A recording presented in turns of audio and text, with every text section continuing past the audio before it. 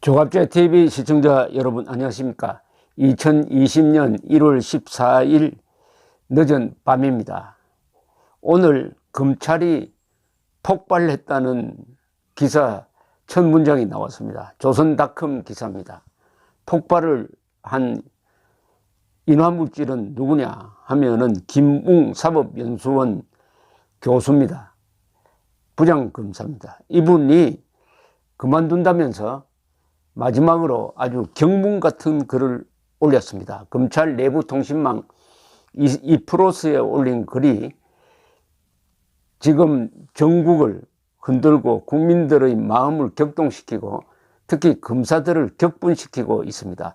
사직 설명서라는 글입니다.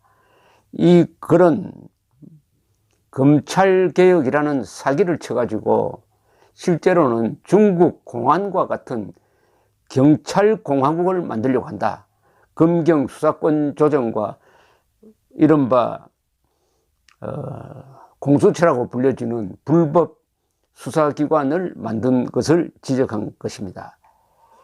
검경 수사권 조정안의 목적은 권력 확대와 직권 연장이 아닌가. 그래서 검찰개혁을 외치고 총선 압승으로 건배사를 한 것 아니냐 이렇게 따졌습니다. 이 글이 올라가자마자 그동안 참았던 검사들이 댓글을 수백 건 올린다고 합니다. 댓글 대부분은 김 부장검사의 의견에 동조하는 내용이었습니다. 거대한 사기극의 피해자는 국민, 계약, 사심 없는 명랑한 생활형 검사의 사직을 마주하며 이 거대한 사기극의 피해자는 역시 국민이라는 생각이 다시금 든다. 마지막으로 평범한 검사들에게 공감과 위로와 길잡이가 되는 것을 써주셔서 감사하다. 이런 댓글이 붙었습니다. 또 다른 검사는 국민의 생명, 신체, 재산과 직결되는 형사 절차에 대한 제도가 형사사건 당사자 입장에서 숙고되지 아니한 채 가위질되고 패스트 트랙으로 통과되는 과정을 지켜보면서 대한민국 현 주소를 생각하게 되었다. 법안의 내용이 실제 어떤 것인지에 대해서는 국민들에게 아무런 설명도 하지 않은 채 그럴듯한 검찰개혁이라는 프레임으로 경찰공화국의 초석이 다져진 것이 허탈하다. 이런 글도 나왔습니다. 자, 또 다른 검사는 이렇게 썼습니다. 한 해 동안 형사사건 관계인, 피의자, 고소인, 피해자의 수가 최소 500만 명 정도 되는 것 같은데 제도 변화로 인해 겪지 않아도 되는 억울함과 불편을 느끼는 국민이 한 분이라도 더 늘어나게 된다면 이는 계약이라고 불러야 마땅하다.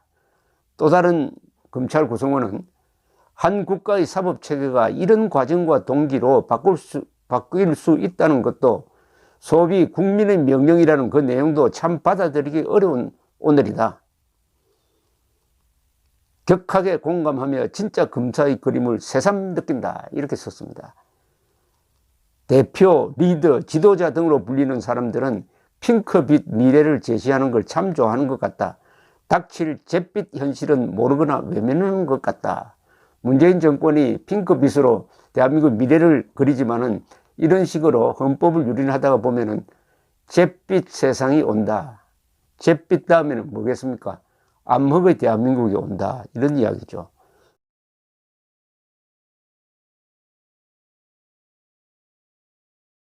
또 다른 검찰 구성원은 프레임 교조주의에 빠져서 바람직한 형사사법체계가 물 건너간 것은 말할 것도 없거니와 이와 같은 감동적인 경문과 함께 개인적인 안전을 걱정하는 모습이 상존한다는 것이 비통하다. 어느샌가 이 사회의 갑충이 되어 아사해버리는 조직이 되었다. 말로 형용할 수 없는 비애가 가슴에 맺힌다. 또 박철환 부산고검검사는 앞으로 교과서와 지침에서 수사의 주제자, 수사 지휘 등의 용어가 사라질 것이다. 그 자리를 어떤 용어와 개념으로 메워야 하는지 많은 지혜가 필요한데 형 같은 분이 떠난다니 저 같은 고검 검사조차 훌쩍 떠나고 싶다는 유혹을 느낀다. 이렇게 이야기했습니다. 사법연수원 동기인 김유철 대검 수사정보정책관은 김웅 검사의 담담한 목소리에 울었고 새벽 출근길에도 울었고 지금도 울고 있다. 이제 후배들을 믿고 맘 편히 가라고 썼습니다. 추의정 대검연구관은 부장님께서 기소하신 사건들을 찾아보면서 일반 국민들이 피해자인 형사부 사건을 한 건 한 건 정성 들여 처리하시는 것을 보고 부장님이 어떤 검사이신지 느꼈다. 마지막까지 나라와 국민에 대한 걱정이 가득하신 사직의 글을 보니 마음이 아프다. 이 글을 보니까 이 김웅 부장검사가 아주 인권을 중시하는, 그리고 이 피해자를 소중히 여기는 제대로 된 검사라는 것을 느낍니다. 일반 국민들이 피해자인 형사부 사건을 한 건 한 건 정성 들여 처리하셨다. 이 형사부가 주로 절도, 사기, 강도, 살인 이런 걸 다루는 검사입니다. 그런데 우리나라가 잘못된 게 이 형사부 검사들이 제일 소중합니다. 국민들과 밀착되어 있습니다. 그런데 어느덧 보니까 공안부 검사와 특수부 검사가 검사 세계의 총화가 되고 말았습니다. 정치성이죠. 둘 다 정치성이 있는 사건인데, 그러나 형사부 사건을 맡는 검사들이 정말 경찰과 한덩어리가 되어서 국민들의 안전을 지키기 위해서, 국민들의 재산을 지키기 위해서, 국민들의 자유를 지키기 위해서 고생하시는 사람입니다.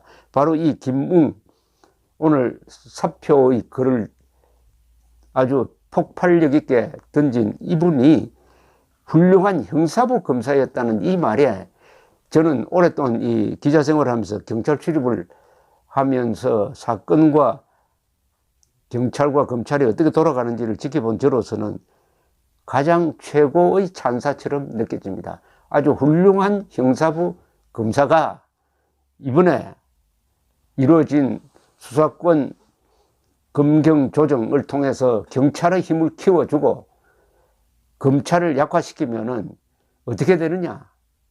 피해자는 국민이 된다는 겁니다. 국민 위에 군림하는 경찰이 나타날 수 있다. 그 경찰은 어떤 경찰이냐? 우리가 한번 본 적이 있습니다. 1950년대 자유당 시대 때 경찰이 검찰을 따돌리고 정권과 결탁해가지고 온갖 부정부패를 저질렀습니다. 그것이 바로 3.15 부정선거로 나타났습니다. 3.15 부정선거는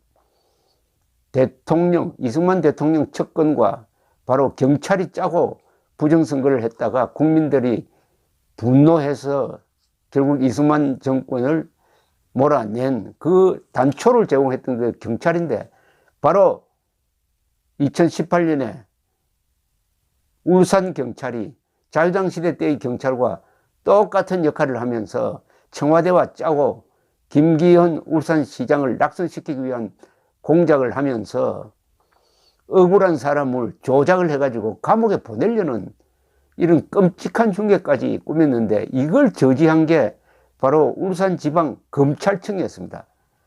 만약 이 검경 수사권 조정안이 통과된 다음에 그런 수사가 일어났다면 검사가 수사 지휘권을 제대로 발동할 수 없어가지고 억울한 사람 구속되었을 것입니다. 지금 정치 수사, 선거 수사에 관한 한 검찰이 정의로운 입장에 있고 경찰은 정권의 하수인 역할을 하고 있습니다. 정권의 몽둥이 역할을 하고 있는 거죠. 국민의 지팡이가 되어야 할 경찰이 정권의 몽둥이가 돼가지고 국민을 두드려 팬다 하는 일이 앞으로 다가오고, 바로 그것이 좌파 정권이 정권 연장을 위해서는 검찰보다는 경찰을 도구화하는 게 훨씬 좋다. 그리고 검찰은 공수처라는 걸 하나 만들어가지고, 공수처라는 불법 수사기관입니다. 헌법에 근거가 없습니다. 이런 수사기관, 불법 수사기관을 만들었다는 것 자체가 문재인 정권이 친위 쿠데타를 하고 있다는 이야기입니다.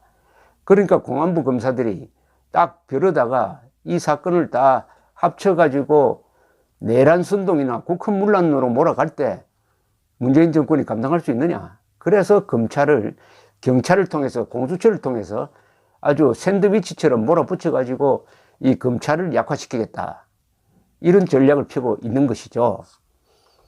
여기에 검사들이 들고 일어나야 합니다.